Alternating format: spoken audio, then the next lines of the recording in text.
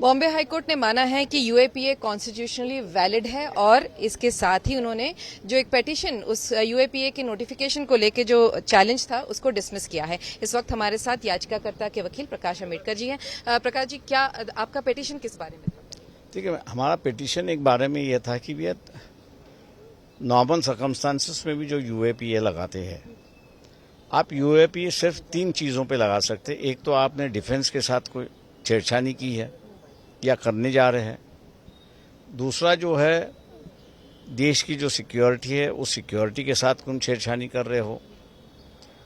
तीसरा जो है फॉरेन रिलेशन जो सरकार बना रही है उसमें आप कोई रोड़ा डाल रहे हो, तो उसके लिए आप उनको डिटेन कर सकते हो। वो क्रिमिनल एक्ट नहीं है। वो एक्ट ऐसी है कि सरकार की जो भूमिका है उस भूमिका के खिलाफ है और उस खिलाफ होने की वजह से डैमेजेस हो सकता है, इसलिए प्रोटेक्शन के मुताबिक उनको डिटेन किया जाता है। लेकिन यही डिटेंशन एक्ट बाद में अमेंडमेंट करते करते इन्होंने इस डिटेंशन एक्ट को क्रिमिनल एक्ट बना दिया है। एक ही एक्ट, एक तरफ डिटेंशन और दूसरी तरफ क्रिमिनल, ये हो नहीं सकता है।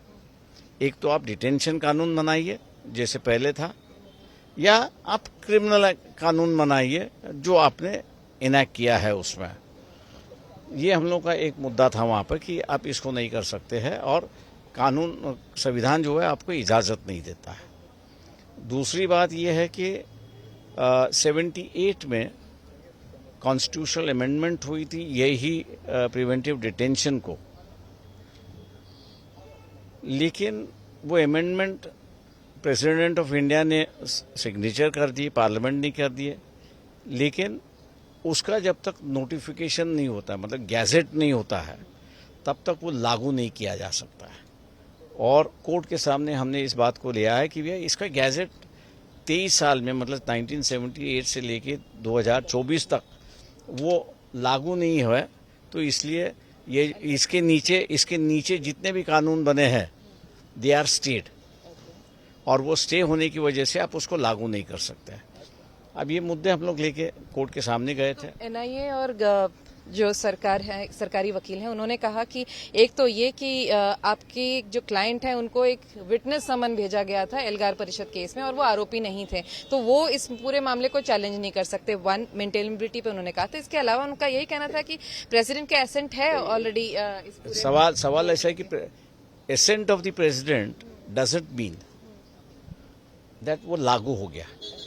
वो इतना ही मीन होता है, उसका ही अर्थ यही निकलता है कि संविधान के अंदर बदलाव हुआ है और वो संविधान के अंदर चेंजेस करना जरूरी है, यहां तक ही सीमित है।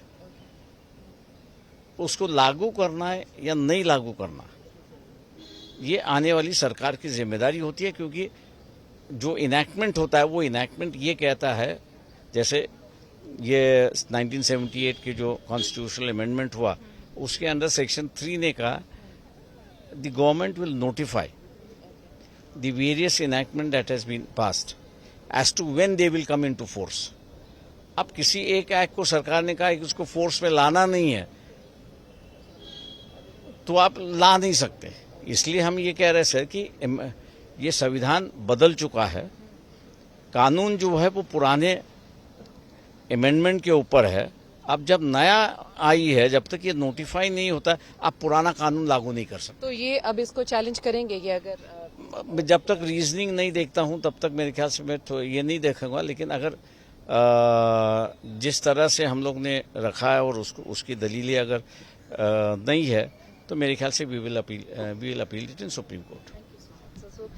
ये थे प्रकाश अम्बेडकर जो बता रहे थे कि इस पूरे मामले में वो जब पूरी जो जजमेंट है उसकी कॉपी उन्हें जब मिल जाएगी तब उसको पढ़ने के बाद वो सोचेंगे, लेकिन हो सकता है कि वो जरूर सुप्रीम कोर्ट में इस पूरे मामले को चैलेंज करेंगे। कैमरामैन साहिल चौहान के साथ विद्या, मुंबई आज तक।